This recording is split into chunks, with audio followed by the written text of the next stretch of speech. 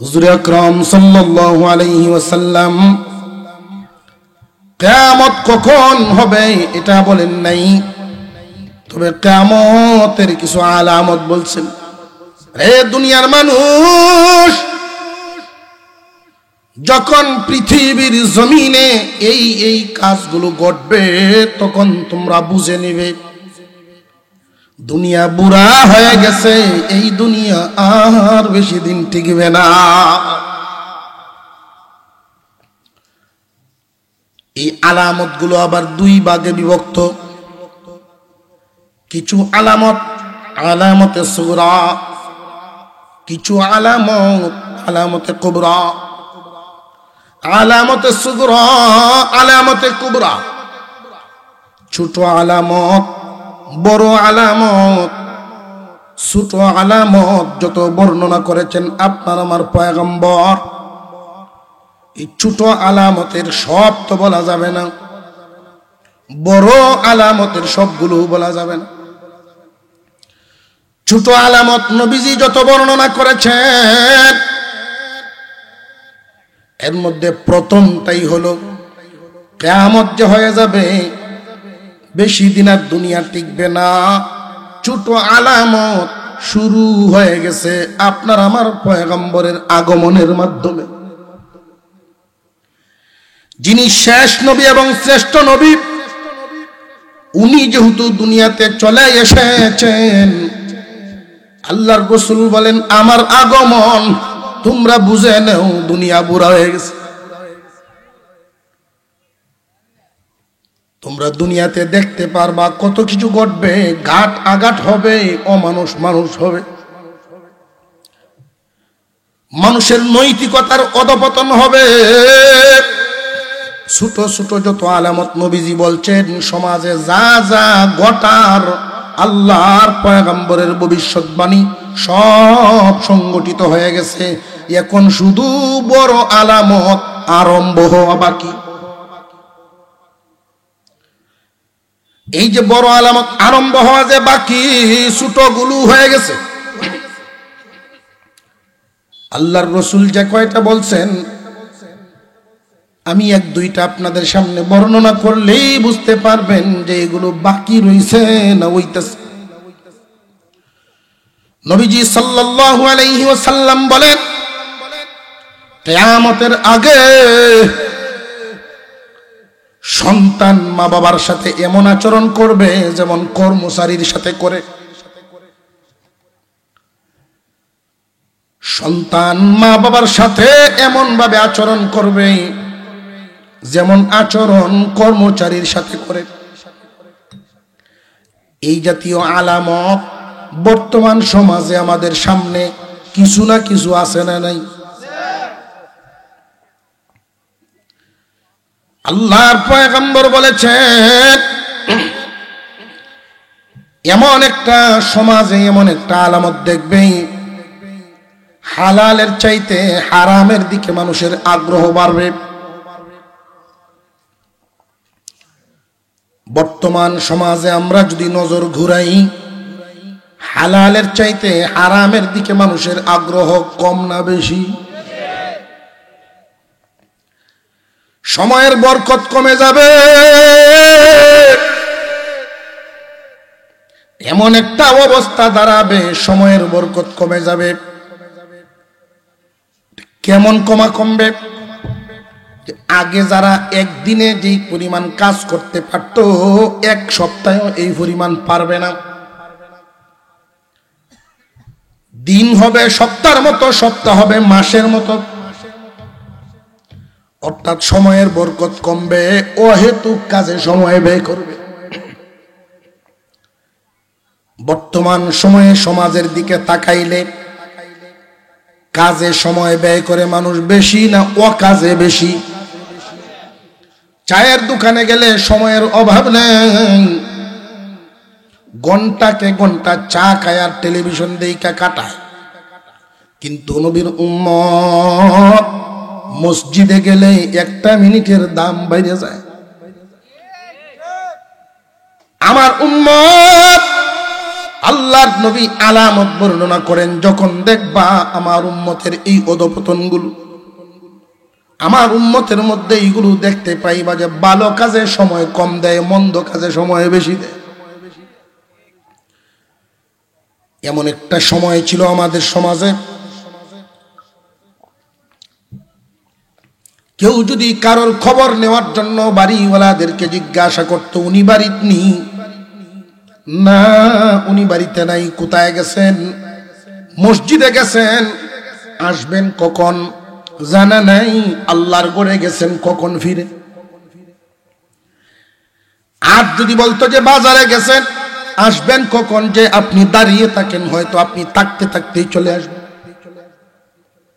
অর্থাৎ আল্লাহর ঘরে গেলে নেক কাজে যখন মুমিন যাইতো, কখন ফিরবে, নেক কাজের মজা কখন শেষ হয় আর কখন ফিরবে এটার কোনো ঠিক নেই। বাজার দুনিয়ার জরুরত পূরণের জন্য নবীজি বাজারকে নিকৃষ্ট জায়গা বলছেন। জমিনের সর্বোত্তম জায়গা আল্লাহর ঘর মসজিদ, নিকৃষ্ট জায়গা হলো বাজার। নবীর উম্মত বর্তমান সময়ে মসজিদে সময় বেশি দেয় না বাজারে। আরো জোরে কোন, অধপতন আইসা গেছে, কিয়ামতের আলামতের ছোট আলামত গুলোর মধ্যে এগুলো ঘটছে। বাকি রইছে না হইতেছে চলমান। বর্তমান সময়ে যদি জিজ্ঞাসা করা হয় অমুক ভাই বাড়িতে নেই, না বাড়িতে নাই, কই গেছেন, মসজিদে গেছে, তুমি দাঁড়াও এখন তাই, তুমি দাঁড়ায় থাকতে থাকতেই চলে আসবেন, চিন্তার কারণ নেই। আর যদি বলেন বাজারে গেছে, আইতো ঘরে না হইতো ঘরে, কথা বোঝাইতেছে। খালি যদি চারটে খায়া ঘুমানির জায়গা পাইতো, বাজার থেকে আইল না। হুজুর সাল্লাল্লাহু আলাইহি ওয়াসাল্লাম যেই আলামতগুলোর কথা বর্ণনা করেছেন, হালালের তুলনায় হারামে মজা পাইব বেশি। আমার উম্মত হালালের প্রতি আকৃষ্ট থাকবে কম, হারামের প্রতি আকৃষ্ট হবে বেশি। বর্তমান সময়ে লক্ষ্য করে দেখবেন এই স্বভাবটা হলো কুকুরের স্বভাব।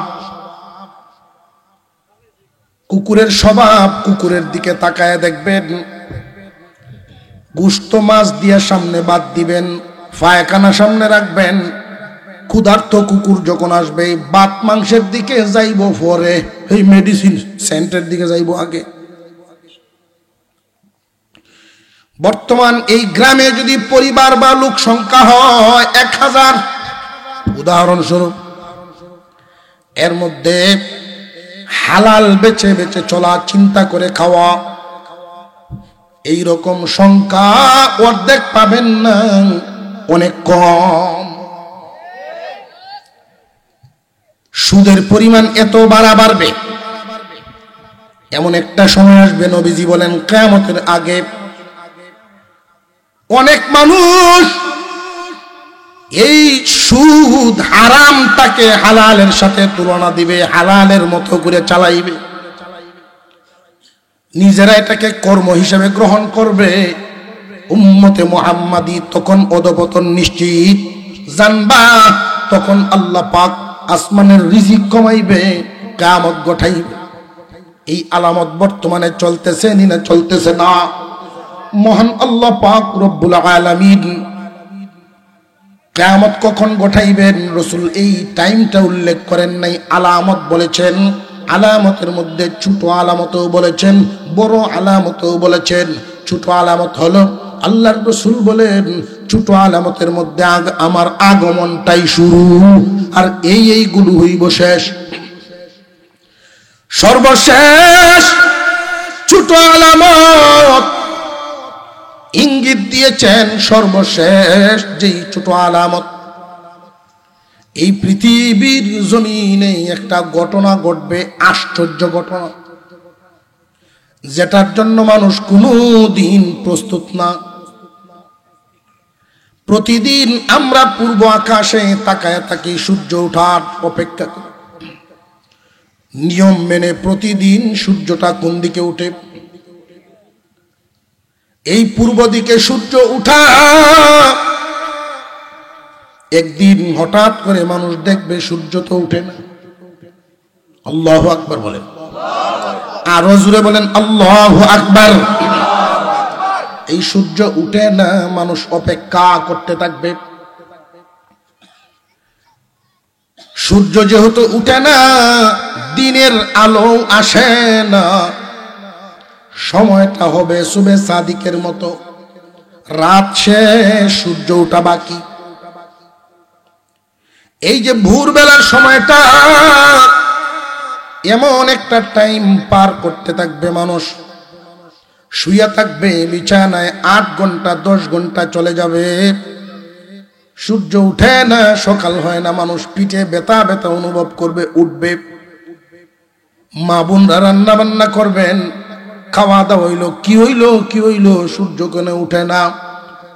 যদি কারেন্ট যাইতো, পল্লী বিদ্যুৎ অফিসে যোগাযোগ করলে কুচ পাওয়া গেল কোন জায়গাত কোন তার ফেসলা। তো সূর্যের নিয়ন্ত্রণ কি জমিনের কোথাও আসেনি? আল্লাহর পয়গম্বর বলেছেন, মায়ের উম্মত, আল্লাহ দয়া করে তোমাদেরকে বোনাস দিছেন, বোনাস দিছেন।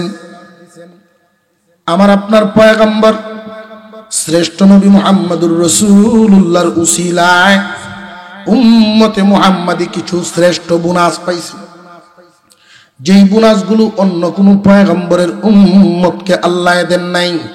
এর মধ্যে একটা হলো, এই উম্মত গুনাহ করে যদি ভুল স্বীকার করে তওবা করে, অন্যান্য উম্মতেরাও তওবা করত, আল্লাহ যদি খুশি হইতেন তাদেরকেও মাফ করতেন। কিন্তু এই উম্মতের জন্য আর একটা বাড়তি বোনাস, উম্মতে মুহাম্মাদিকে আল্লাহ শুধু মাফ করেন না, ইউবাদদিলুল্লাহু সাইয়্যাতিহিম হাসানাত। এই গুনাহগুলো শুধু তওবা কবুল করে, গুনাহগুলো শুধু মাফ করেন না, এদের গুনাহ নেকি দিয়া বদলায়া দেন। নবীর উসিলায় আমরা আরেকটা নিয়ামত পাইলাম। অন্যান্য উম্মতেরা ইবাদত করতে হতো বেশি, আর আমাদের ইবাদত কম, তারা বদলা পাইতো কম, আমরা ইবাদত করি কম, বদলা পাই বেশি। যেমন উদাহরণস্বরূপ, নামাজ পড়ি 5 ওয়াক্ত, প্রত্যেকের আমল নামায় লেখা হয় 50 ওয়াক্ত। এখন সুবহানাল্লাহ। আল্লাহর পয়গম্বর বলেন, আমার মায়ের উম্মত, কেউ যদি কোনো ভুল করো সাথে সাথে তওবা করে ফেলবা। এই দুনিয়াতে তো কেউ থাকবা না, দুনিয়া থেকে চলে যেতেই হবে, এতে কোনো সন্দেহ নাই। কিন্তু যেতে যে হবে, এই কথাটা মনে রাখবা, কোথায় যাইবা। আমাদের সামনে ভবিষ্যৎ আছে না নাই? প্রথম একটা স্টপিস, যার নাম কবরের জগৎ। ওইখান থেকে উঠতে হবে সব মানুষকে একসাথে। ওই জায়গাটার নাম হলো হাসরের ময়দান, হাসরের মাঠ, হিসাব নিকাশ। এরপরে হইল ফয়সালা, শেষ ঠিকানা জান্নাত অথবা জাহান্নাম। এই যে বাজারটা যেখানে বর্তমানে আমরা আছি, এই দুনিয়া কি স্থায়ী না অস্থায়ী? আরো জোরে, এই অস্থায়ী বাজার আল্লাহ কিন্তু রাখবেন না। অস্থায়ী বাজার মহান আল্লাহ এক সময় তছনছ করে দিবেন। কখন এগুলো করবেন খুব ভালো করে বুঝেন। মানুষের নৈতিক আদর্শ, নৈতিকতা এমন পর্যায়ে চলে যাবে, সারা দুনিয়ার অবস্থাটা বেশিরভাগ পাপাচারে ভরে যাবে। মহান আল্লাহ পাক আসমান টিকায় রাখছেন পাপীদের জন্য নয়, জমিন টিকায় রাখছেন পাপীদের জন্য নয়। হাদিসের মধ্যে রাসূল বলেছেন, যতক্ষণ পর্যন্ত একজন আল্লাহ বলনেওয়ালা থাকবে, আল্লাহর নাম নেনেওয়ালা যতক্ষণ একজন থাকবে ততক্ষণ পর্যন্ত আল্লাহ কিয়ামত ঘটাবেন না। দুনিয়ার জমিনে এই দুনিয়াতে আধুনিকতার আবিষ্কারক বিজ্ঞানী বলেন কুজ্ঞানী বলেন ওদের উসিলায় আল্লাহ কি জমিন টিকায় রাখছে না আল্লাহ আল্লাহ বলনেওয়ালার উসিলা? যেই দিন অধপতন অবস্থাটা এমন হবে আল্লাহওয়ালাদের দুনিয়াতে বেঁচে থাকাটাই কষ্টকর মনে হবে। যারা আল্লাহর ভয় ভিতরে লালন করেন আল্লাহওয়ালাগণ রাস্তা দিয়ে হাঁটবেন তাদের চোখের সামনে রাস্তার পাশে জেনা হবে। আল্লাহওয়ালাগণ এদেরকে মুখ খুলে কিছু বলতে পারবে না, বলাটাও নিষেধ। সরকার বিরোধী বা আইন বিরোধী আপনি মানুষের স্বাধীনতার উপরে কথা বললেন কেন? এদের এই অনৈতিক কাজ দেখার জন্য তো সরকার আছে, আপনি আইন হাতে তুললেন কেন? চলেন থানায়। অথচ সৎ কাজের আদেশ অসৎ কাজে নিষেধ করা ইসলামে আছে না নাই? জানিয়ে রাখবেন মুসলমান, যখন এই সৎ কাজের আদেশ অসৎ কাজের বাধাটা সমাজ থেকে উঠে যাবে তখন এই বাতিলদের আইন সমাজে প্রবর্তন হবে। বাতিলদের আইন কেমন? আপনি হক কথা বলতে পারবেন না যে আপনি হক বলার কে?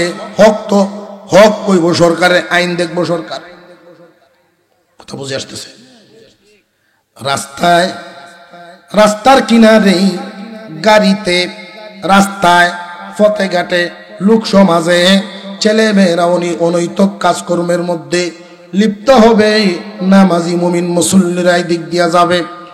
সর্বোচ্চ এই পরিমাণ বলতে পারবে ভাই বোনেরা তোমরা একটু আড়ালে যাও, কারণ অন্যায় কাজটা দেখলেও তো গুনাহ, মন বদলিতে পারে। তোমরা একটু গাছের আড়ালে যাও, এতটুকুন বলতে পারবো, তাও তারা যেন গুসা না হয়। তখন মুমিনের মনের হালত কেমন থাকবে জমিনে আল্লাহ এবার বুঝেন। তখনকার সময়ে সঠিক পথে চলনেওয়ালারা কি শান্তিতে থাকবে না না মানসিক ভাবে অশান্তি? বুঝতেছেন বিষয়টা? বুঝতেছেন? এই মানসিক অশান্তিতে থাকতে আল্লাহ দিবেন না, তখনই তাদেরকে উঠায়া নিবেন। কেমনে উঠায়া নিবেন? কেমনে?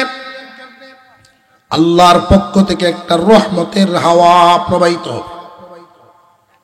তখনকার সময়ে যে সমস্ত খাঁটি ইমানদার মুমিন বান্দারা থাকবেন জমিনে, এদের গায়ে এই বাতাসটা যখন তাদের বগলে লাগবে,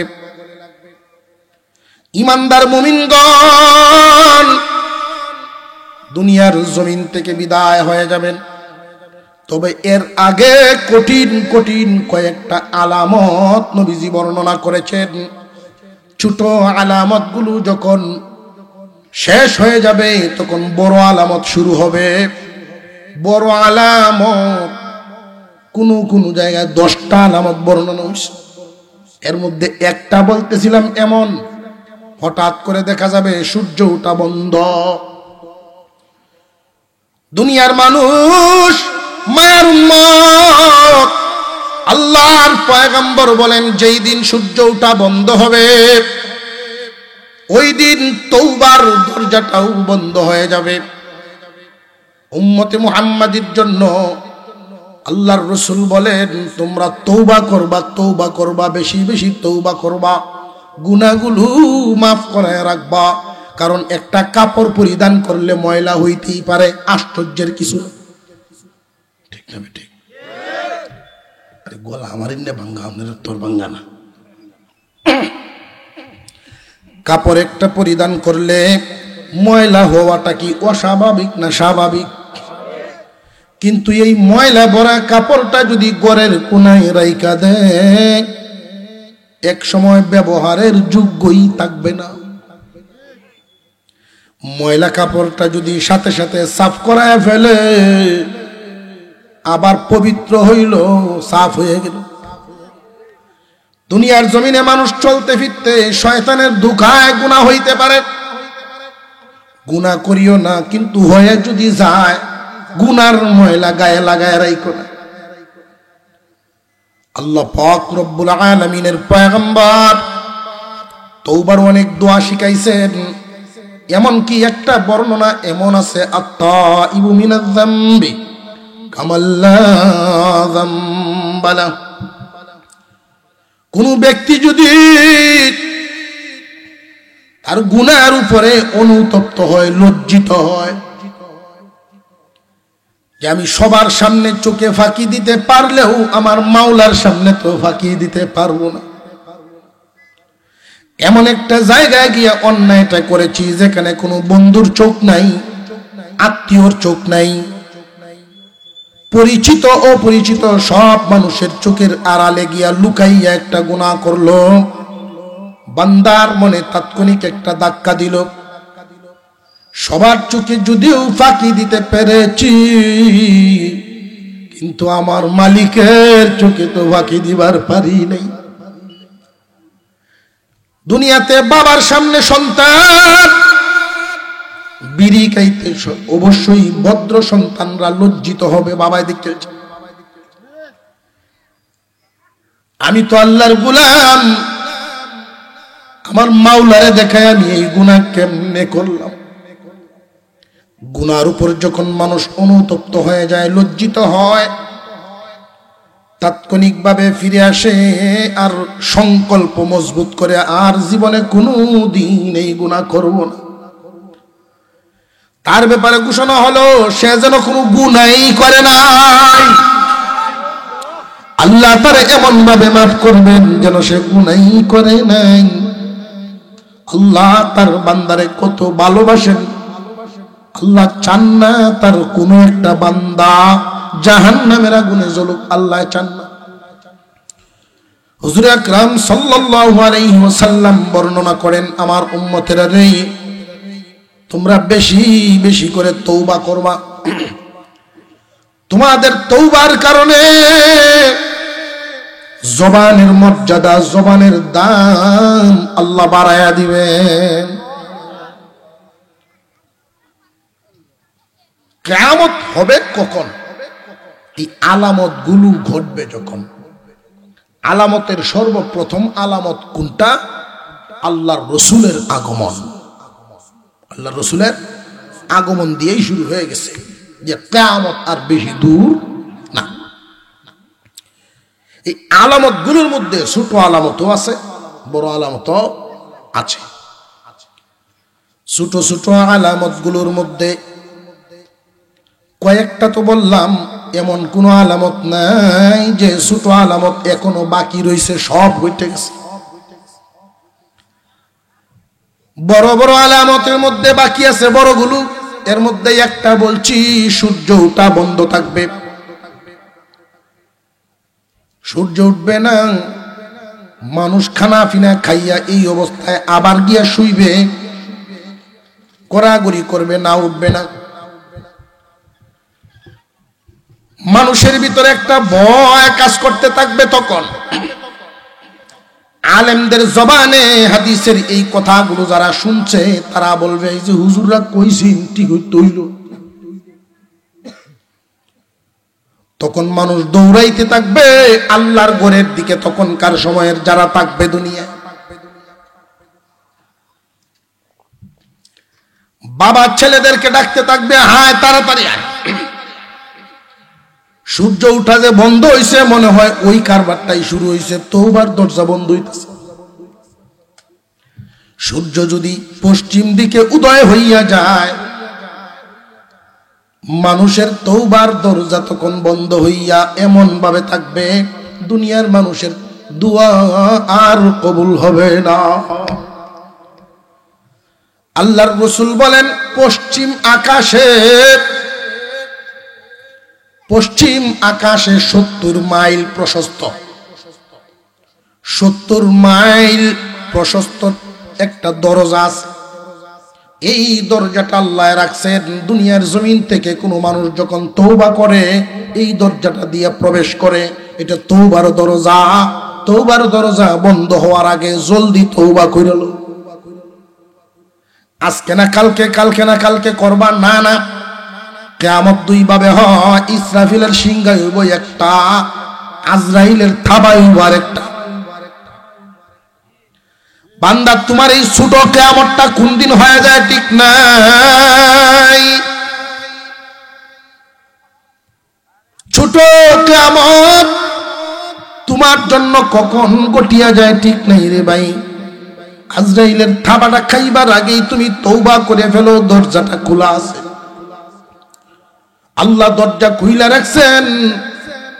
তওবা যে করবা, খাটি দিলে মজবুত দিলে তওবা করো, আল্লাহ তোমারে শেষ নবীর উম্মত হওয়ার কারণে শুধু মাফ করবেন তা না, পিছনের গুনাহগুলো নেকি দিয়ে বদলায়া দিবে।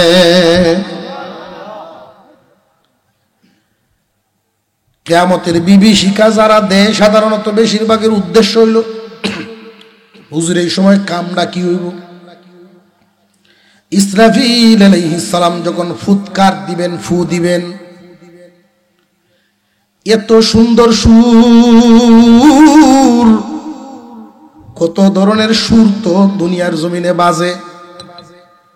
ইসরাফিলের বাঁশির সুর এটা এমন একটা সুর, দুনিয়ার মানুষ যা জীবনে কোনোদিন যার মতো সুর আর শুনে নেই। মধুর আকার, মধুর সুর, খুব শুনতে ভালো লাগবে। তখনকার দুনিয়ায় যারা বসবাস করবে একজনও কিন্তু ইমানদার থাকবে না। বুঝেন, ইমানদার থাকবো না। এর আগেই তো ইমানদাররা বিদায়, দাঁত জ্বালাইব, আরো অনেকগুলো ঘটনা আছে।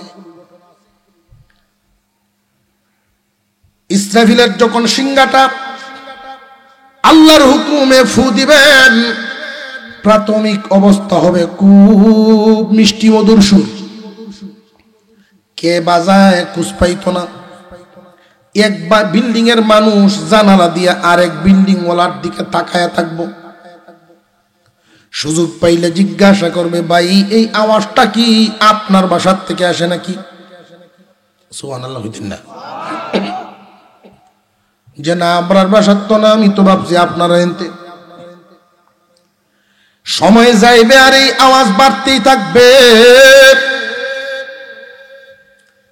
একটা আওয়াজ যত শ্রুতি মধুর হোক না কেন, কানে কিন্তু একটা লিমিট নিয়ে শুনতে পারে। বাজতেই থাকবে, বাজতেই থাকবে। সময় যত বেশি যায় ভলিউম তত বাড়বে। একটা পর্যায়ে এমন হবে মানুষের কাছে তখনকার সময়ের যারা জিন্দা থাকবে এদের কাছে বিরক্তির কারণ হয়ে দাঁড়াবে।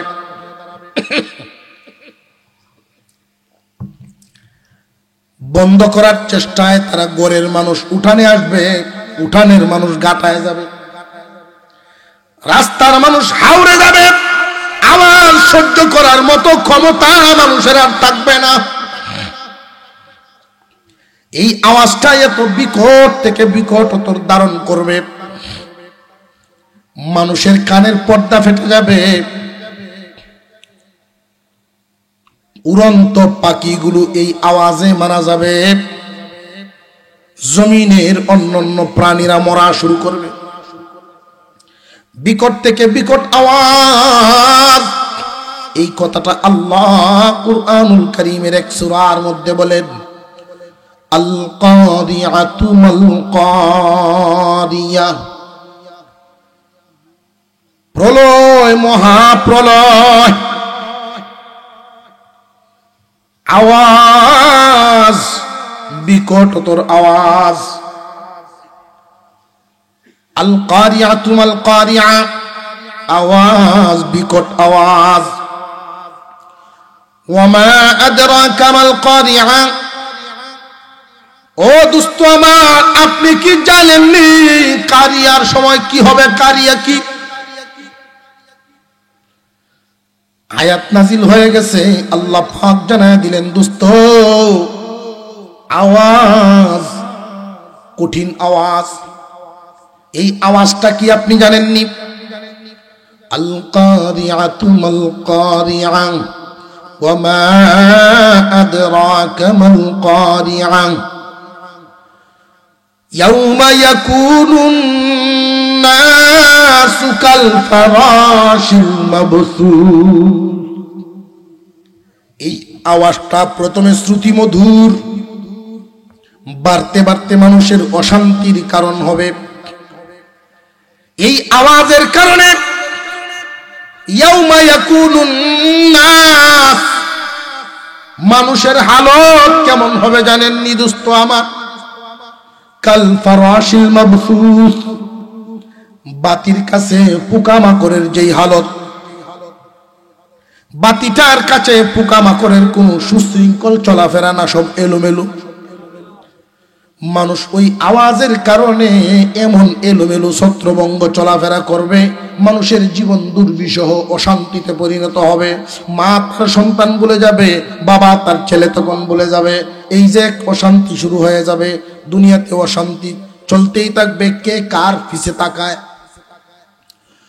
আওয়াজ কিন্তু কমবে না, শুধু বাড়তেই থাকবে, বাড়তেই থাকবে। বলেন আল্লাহু আকবার। আল্লাহ বলেন মানুষ মারা যাবে, এরপরে হালত কি থাকবে জানোনি? প্রাণী জগৎ যা আছে সব মারা গেল।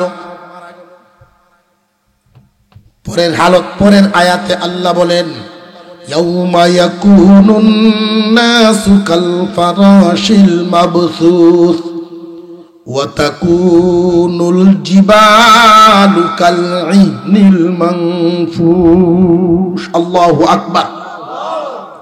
ওয়া তাকুনুল জিবাল, পাহাড় সমূহের কি হালত? সিংহার আওয়াজে বিশাল বিশাল পাথরের পাহাড় আছে না নাই? বিশাল বিশাল এই পাথরের পাহাড়গুলো সিংহার ফুৎকারের আওয়াজের ধাক্কায় পাথরের পাহাড়গুলো আর জায়গায় থাকতে পারবে না, এগুলো জায়গা ছেড়ে দিবে। এটা কেমনে হইতে পারে, কিভাবে সম্ভব? লক্ষ্য করে দেখবেন, কোথাও যদি কোনো একটা টায়ার ফাটে, বাতাস উড়ে, আওয়াজ যেখানে বেশি হয়, আওয়াজেরও একটা পাওয়ার আছে, ধাক্কা আছে। এই আওয়াজের ধাক্কায় ধুলাবালি উড়ে। ইসরাফিলের সিংহার আওয়াজ এত বিকট থেকে বিকট হবে, তার ধাক্কাটা ওই পাথরের পাহাড়গুলো সহ্য করতে পারবে না। বিশাল বিশাল পাথরের পাহাড়গুলো জায়গা ছেড়ে দিবে। ওয়া তাকুনুল জিবাল, পাহাড়গুলোর হালত হবে এমন। এক আয়াতের মধ্যে আসছে, জায়গা ছেড়েই তো আর বসবে না, তারা চলা শুরু করবে, চলা শুরু করবে। পাথরের পাহাড়গুলো যখন চলতে থাকবে, প্রথমে হাঁটার গতিতে চলবে, আওয়াজ যখন আরো বাড়বে তখন দৌড়ের গতিতে এই পাথরের পাহাড়গুলো চলবে। দৌড়ের গতিতে চলার পরে বিকট থেকে বিকট যখন আওয়াজ আরো হইতে থাকবে, গতি আরো বাড়বে, এক পর্যায়ে পাহাড়গুলোর হালত হবে, তামাম দুনিয়ার সমস্ত পাহাড়গুলো একটার সাথে আর একটা টক্কর লাগা শুরু হবে। টক্কর লাইগা ওইগুলো তো আর বড় বড় টুকরা আর থাকবে না। মহান আল্লাহ এই সূরার আয়াতের মধ্যে বলেন ওয়া তাকুনুল জিবালু কাল ইহনিল মানফুশ, বিশাল বিশাল পাথরের পাহাড়গুলোর হালত হবে দুনিয়ার মানুষ ধুলিত ধুলিত করা তুলার মতো। দুলিত করা বুঝছেন নি? লেপ বানাইবার আগে ফিডাইছে দেখছেন? ওই যে পিটানোর সময় বাতাসে যে উড়ে, বাতাসের মধ্যে কিছু যে তুলা উড়ে, বিশাল বিশাল পাথরের পাহাড়গুলো ওই তুলার উঠতে থাকবে। মহান আল্লাহ পাক এই কিয়ামতের বর্ণনা দিয়েছেন কুরআনুল কারীমের হাজারের আয়াতের উপরে। কিয়ামতের সময় ঘটনা কি ঘটবে? জমিনের হালতটা তো বললাম, জমিন তো ঠিক থাকবে না, তখন পাহাড় জায়গা ছেড়ে দিবে, পাহাড়গুলো রুই রুই হয়ে যাবে। তখন জমিনটার হালত যেমন টিনের ঘরে টিন আছে, এক টিনেরও পেরাক নেই। পেরেক যদি না থাকে টিন কি থাকবো নি? জমিনের অবস্থা এমন হয়ে যাবে, জমিনের পেটের ভিতর থেকে স্বর্ণের খনি, গ্যাসের খনি সব বাইরে হওয়া শুরু হইব। আল্লাহ পাক রব্বুল আলামিন ইসরাফিলের সিংহার আওয়াজ আরো বাড়াইতে থাকবেন, বাড়তেই থাকবে, বাড়তে বাড়তে অবস্থাটা এমন হবে, বিশাল আসমান, শক্তিশালী আকাশ, এই আকাশটা বিদীর্ণ হবে, ফেটে যাবে। আসমান যখন ফেটে যাবে, অবস্থাটা তখন এমন ধারণা করবে, এমন ধারণ করবে, তারকারাজিগুলো, তারকাগুলো মার্বেলের মতো যে দেখি, এই তারকাগুলো কিন্তু আসলে মার্বেলের মতো নয়। সূর্যটা আমাদের পৃথিবীর থেকে 13 লক্ষ গুণ বড়। সূর্যটা যদি পৃথিবী থেকে 13 লক্ষ গুণ বড় হয়, এক একটা তারকা সূর্যের চাইতে হাজার হাজার গুণ বড়। বোঝা যায় মনে হয় আধেরা দূর, একটার চাইতে আর একটা মনে হয় পাশাপাশি। দেখা যায় মার্বেলের মতো। মহান আল্লাহ সৃষ্টি জগৎটা সব বাজার বাজার ঠিকায় রাখছিলেন আমাদের জন্য। আল্লাহ বলনেওয়ালা নাই, সব লন্ডভন্ড ধ্বংস করে দিবেন। আল্লাহ বলেছেন কুল্লু মান আলাইহা ফান, সব ধ্বংস হবে, লয় হবে। ওয়ায়াবকা ওয়াজহু রাব্বিকা যুল জালালি ওয়াল ইকরাম, শুধুমাত্র কেবলমাত্র আল্লাহ ছাড়া সব ধ্বংস হবে। ওই যে সব ধ্বংস হবে, ইসরাফিলের সিংহার আওয়াজ। মহান আল্লাহ পাক ওই যে সাজাইছেন, ইসরাফিলের সিংহার আওয়াজে শুধু আকাশটা ফাটবে না, এক তারকা আরেক তারকার সাথে টক্কর লাগা শুরু। চাঁদ সূর্যের মধ্যে টক্কর লাগবে। আওয়াজের কারণে দুনিয়ার সমস্ত পানি, পুকুরের পানি খালে চলে যাবে, খালের পানি নদীতে চলে যাবে, নদীর পানি সাগরে চলে যাবে, সমস্ত পানি গিয়ে একত্রিত হবে। সারা দুনিয়ায় আর অন্য খন্ড খন্ড জায়গায় পানি পাওয়া যাবে না, সব পানি গিয়ে একত্রিত এক জায়গায় যখন জমা হবে, আওয়াজে সমুদ্রের তলদেশে আগুন জ্বলা শুরু হবে। এই পানিটার মধ্যে টকবক টকবক ভাব শুরু হবে, বাতের ফেনা উঠলে যেমন হয়, এইভাবে যখন শুরু হবে, পানিটা এক সময় আগুনে রূপান্তরিত হইব।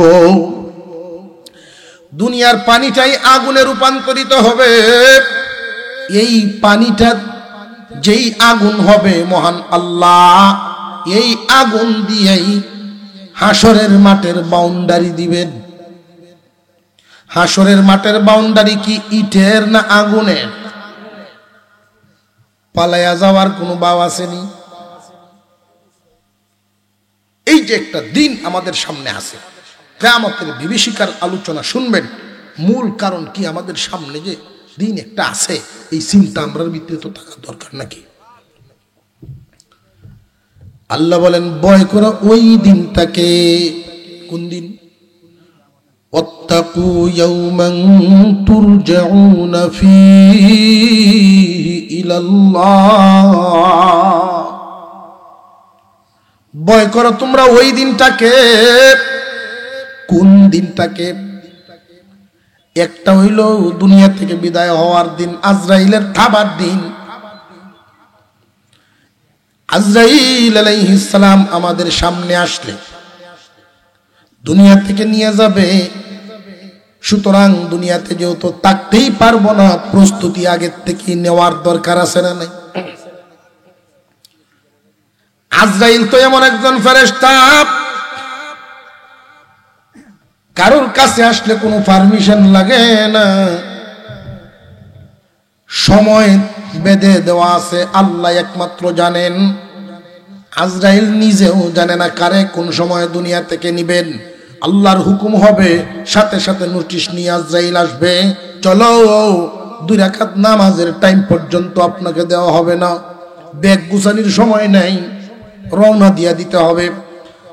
আপনার আমার পয়গম্বর বলেছেন, আমার উম্মত রওনা যে দিবা, দুনিয়ার সফর শেষ করিয়া যে তুমি রওনা দিবা, প্রথম যেই জগৎটা পাড়ি দিতে হবে স্টফিস, জায়গাটার নাম আলমে বরজখ, আলমে কবরের জগৎ। এই কবরের জগৎটা যে তুমি পাড়ি দিবা, আলমে বারজাখ, বারজাখুন শব্দের অর্থ হলো পর্দা, আড়াল, ডাকনা। দুনিয়ার মানুষ দেখে না, হাসরের মাঠে উঠে না। হাসরের মাঠে উঠবার আগে, দুনিয়া থেকে বিদায় হওয়ার পরে এই যে মাঝখানের সময়টা, এই সময়টা এমন, হাসরের মাঠে তো উসিলা চলবে। সন্তান যদি দিনদার হাফেজ আলেম হয়, সন্তানের সুপারিশে, সন্তানের উসিলায় মা বাপ রে আল্লাহ মাফ করুন,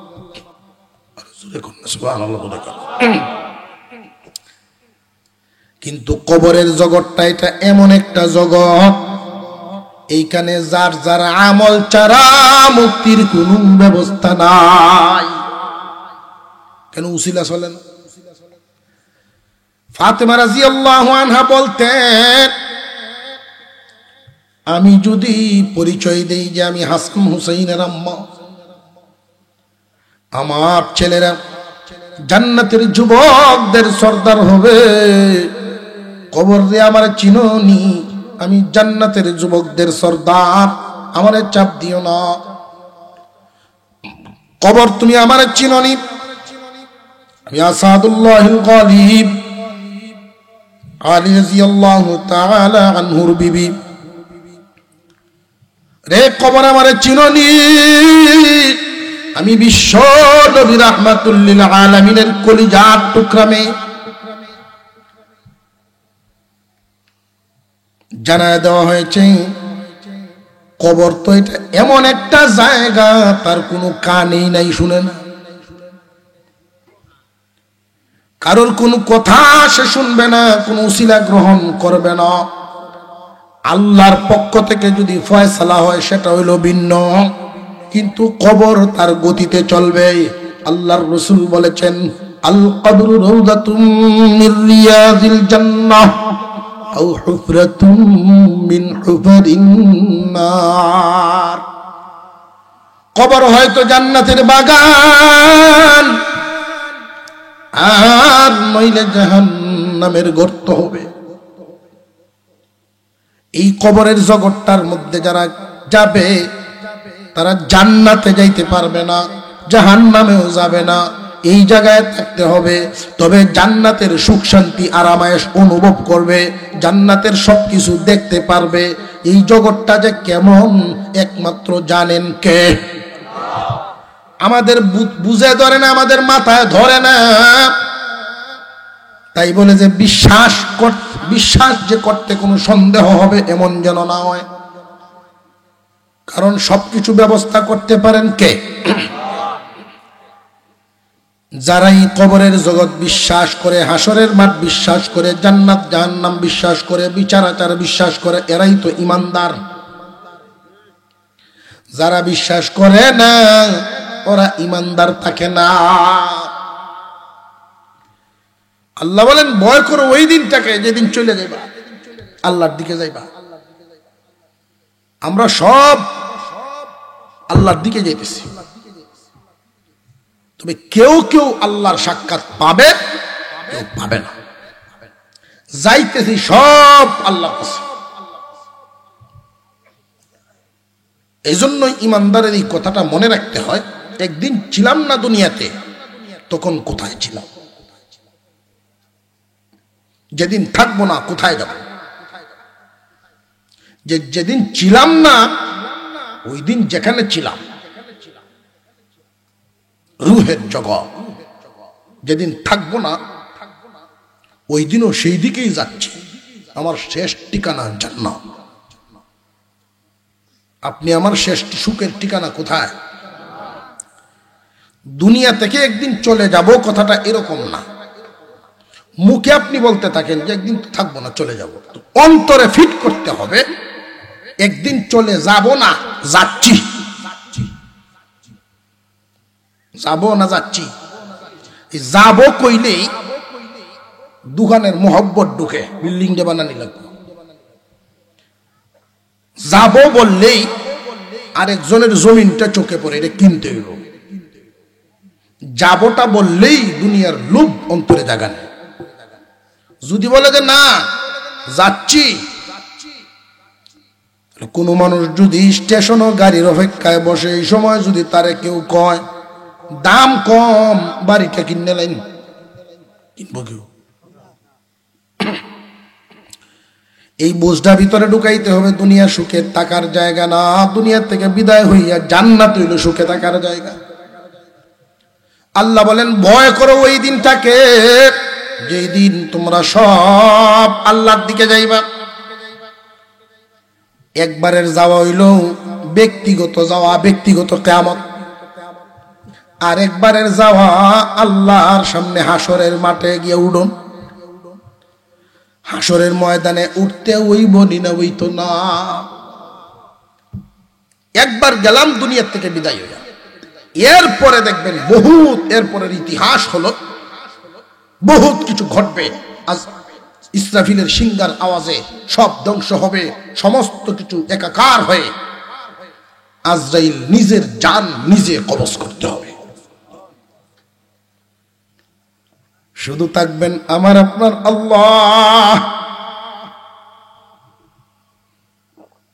আল্লাহ ওই দিন ডাক দিবেন, কই রে তোরা যারা খোদা দাবি করতে, আজকে তো কেউই নাই একমাত্র আমি আল্লাহ ছাড়া। লিমানিল মুলকুল ইয়াউম, একমাত্র রাজত্ব হবে কার? এইভাবে কত হাজার বছর যাবে আল্লাহু আ'লাম, আল্লাহই জানে। কোন কোন বর্ণনায় 40,000 বছর চলে যাবে। আল্লাহ পাক ইসরাফিল আলাইহিস সালামকে আবার উঠাবেন এক ফু দিয়া। এই ফুটা 6 মাস সময় লাগছে। এই যে শুরু হচ্ছে যে ফু, এই ফু কয় মাস চলছে? আরো জোরে, এই 6 মাসের ফুতে সব শেষ। আল্লাহ আবার উঠাইবেন, সিংহল আবার ফুতেও, সুবহানাল্লাহ খান, সুবহানাল্লাহ খান, আবার ফুতে হইবে। এখনকার ভূতে আগের ভূতে ধ্বংস হয়েছে সব, আর এখনের ভূতে ধ্বংস হবে না, হাসরের মাঠে সব উঠে দাঁড়াইবে। কোন কোন বর্ণনায় আসছে এই সমস্ত এই সময়টার মধ্যে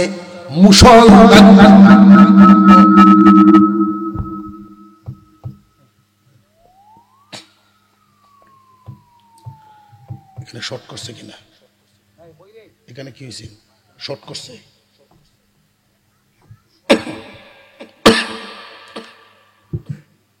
মুষলধারে বৃষ্টি হবে। কতদিন পর্যন্ত থাকবে এই বৃষ্টিটা? এটা আগে কই আছে, এই ভলিউমটা আগে কই আছে? তা আমি তো পাইলাম না। আল্লাহ হেফাজত করুক। একাধারে কতদিন পর্যন্ত বৃষ্টি হবে আল্লাহ জানেন। বৃষ্টি দিবেন কোন কোন বর্ণনায় 6 মাস পর্যন্ত বৃষ্টি হবে। বৃষ্টি দিয়া জমিনকে উর্বর বানাবেন, রসালু বানাইবেন। জমিনে যখন রস আসবে আল্লাহর হুকুমে, যেই জমিনের মধ্যে মানুষের হাড় গুড় সব মিশে গেছে, এইগুলো আস্তে আস্তে আস্তে আস্তে একটা হাড় আর একটা হাড়ের সাথে জোড়া লাগবে, একটা হাড় আর একটা হাড়ের সাথে জোড়া লাগা শুরু হইব। মহান আল্লাহ রুহু ঢুকায়া দিবেন। হাসরের মাঠে ইসরাফিলের আওয়াজ শুনেই আবার উঠতে থাকবে। তবে এখন যে উঠবে, আমরা মাটি দেই মানুষকে এক জায়গায়, কিন্তু এখানে যে বসা আছি একটা জমিন, এইখানেও কবরস্থান আছে কিনা এটা তো আমরা জানিনি। মহান আল্লাহ পাক এই জমিনটারেই তো হাসরের মাঠ বানাইবে। তবে এখন তো নিচে মাটি, তখন মাটি হবে না, তামা। সূর্যটা মানুষের মাথার কাছে চলে আসবে। হাসরের ময়দান কায়েম হবে, সময় হলো 50,000 বছর।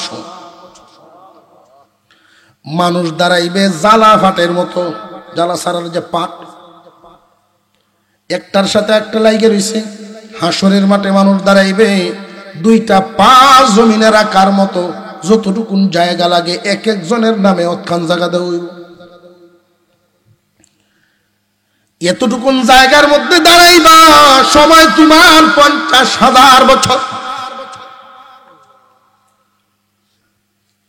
মানুষের অনেক কষ্ট হবে, সহ্য করতে না পেরে শেষ পর্যন্ত মানুষ এমন কথাও পর্যন্ত বলবে, প্রয়োজনে দুজখে দিলাও তবু এই কষ্ট থেকে উদ্ধার করো।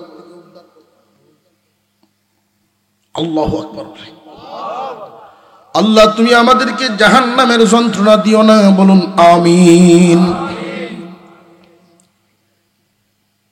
এমন একটা দিন আমাদের সবার সামনে আছে না নাই? সবার সামনে ওই দিনটা অপেক্ষা করতেছে। এই জন্য আল্লাহর কাছে দোয়া করো, আল্লাহুম্মা হাসিবনি হিসাবান ইয়াসিরা। আল্লাহ আমার হিসাব নিকাশটা হাসরের ময়দানে সহজ করে দিও। আল্লাহ যদি কঠিন করেন, বান্দার উপায় নাই, বান্দার বাঁচার উপায় নাই। আল্লাহ পাক রব্বুল আলামিন ওই দিন একদল আল্লাহর মায়ার মানুষকে হিসাব ছাড়াই জান্নাত দিয়ে দিবেন। তারা হইলেন আল্লাহর ওলি। আল্লাহর ওলিগণ যারা আল্লাহর মায়ার মানুষ, তাদেরকে আল্লাহ বিনা হিসেবে জান্নাত দিয়ে দিবেন। আমি আপনি তওবা করে যাই, সামনের দিনগুলো নিজের মতো করে সাজাই, তওবা করে যাই, মনের মতো করে সাজাই, আল্লাহর পছন্দ যেন হয়, নিজের চেষ্টা করে আগাই।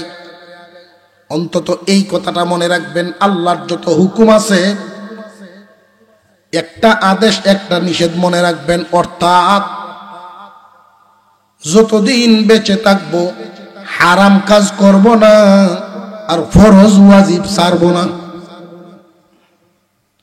আমি কিন্তু এই কথা বলি নাই যে 100 রাকাত নফল নামাজ পড়ুন যে শবে বরাতের দিন। আমার কথাটা বুঝার চেষ্টা করেন বান্দা।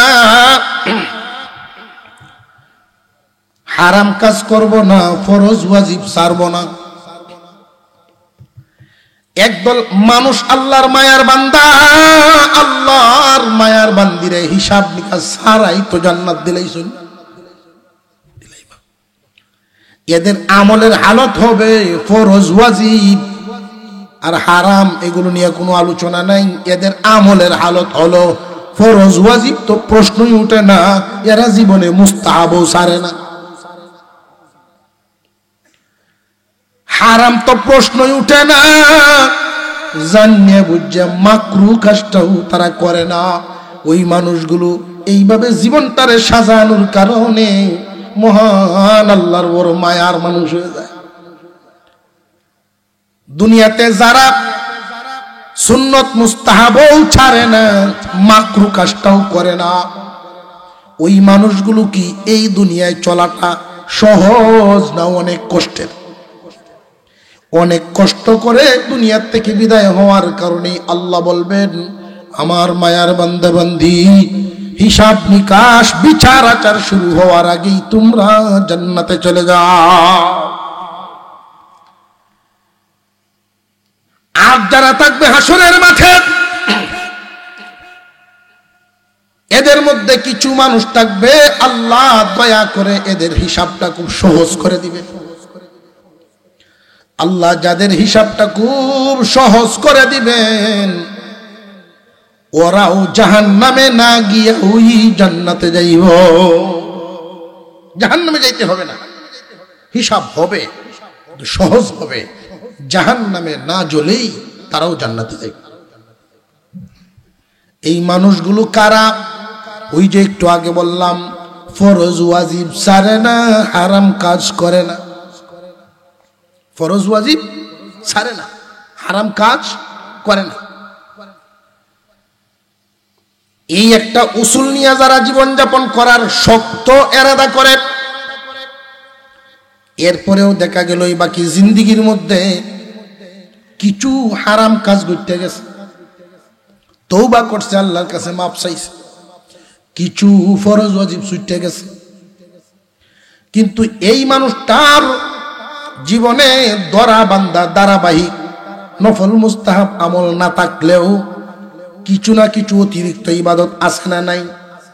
ওই যে কিছু ইবাদত অতিরিক্তটা আল্লাহ ওই ঘাটতিটা পূরণ করায়া বান্দার জন্য সহজ হিসাবটা সহজ করে দিবেন। পাক্কা এরাদা রাখতে হবে, ফরজ ওয়াজিব ছাড়বো না, হারাম কাজ করব না।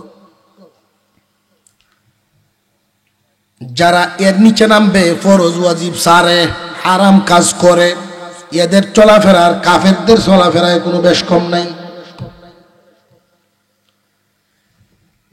এদের লেবাস, এদের আচার আচরণ, এদের কথাবার্তা আর বেঈমান কাফেরদের কথাবার্তায় তেমন বেশ কম নাই। এই জন্য হাসরের মাঠ থেকে এদেরকেও যদিও যাররা পরিমাণ হোক, কিছু পরিমাণ হোক ইমান নিয়ে গেছে, কিন্তু আমলের হালত, চাল চলনের হালত, রুচির হালত বেঈমানদের মতো। মহান আল্লাহ পাক সবগুলোরে দিবেন জাহান্নামে, কিন্তু ইমান নিয়ে যাওয়ার কারণে এদেরকে রাখবেন কি পরিমাণ সময়। এদের সাজা হবে কতদিন, যে সাজা কাটবে না যতদিন, সাজাটা কি পরিমাণ, যার অপরাধ যে পরিমাণ। সহজে বুঝিয়েছে? ফরজ ওয়াজিব ছাড়া, ফরজ ওয়াজিব চাইরে দিলে অপরাধ আছে না নাই? হারাম কাজ করলে গুনাহ অপরাধ আছে না নাই? ফরজ ছেড়ে দিল কি পরিমাণ গুনাহ লক্ষ্য করেন সাজাটা। এক ওয়াক্ত নামাজ ছেড়ে দিল 2,88,00,000 বছরে এক হুকবা সম পরিমাণ, এইরকম 80 হুকবা জাহান্নামের আগুনে জ্বলার সাজা এক ওয়াক্ত নামাজ। হারাম কাজ করার সাজা লক্ষ্য করেন, ছোট একটা হারাম, মিথ্যা বলা। কি মিথ্যা বলা হারাম? একটা মিথ্যা কথা যদি কেউ বলে তার 7,000 বছর জাহান্নামে জ্বলার সাজা। সারা জিন্দিগির যত অপরাধ, ফরজ ওয়াজিব সারা হারাম কাজ করার সব একত্রিত করে সাজা দেওয়া হবে।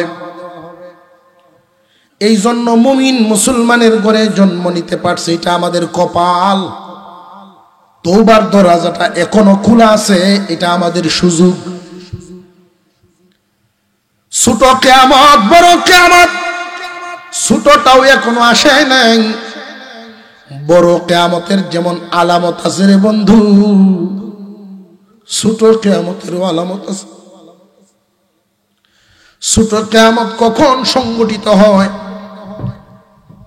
বান্দা তোমার কাছে আল্লাহ আগে চিঠি পাঠাইতেছেন, আজরাইল পাঠান পরে, বান্দার কাছে আল্লাহ চিঠি পাঠান আগে। আমার আজরাইল পাঠাইমু, তৈরি হও রে বান্দা। চিঠি পাঠাইছেন, আগে যেই পরিমাণ শক্তি ছিল গায়ে, গায়ের শক্তি কইমা গেছে। আগে চুল দাড়ি খুব কুচকুচে কালো ছিল, কালো রং হারায়া গেছে। দাঁত আগের মতো নাই, দুর্বল হয়ে গেছে। চামড়া, স্কিন আগের মতো এরকম তৈলাক্ত, লাবণ্য নাই, কুচ হয়ে যাইতেছে।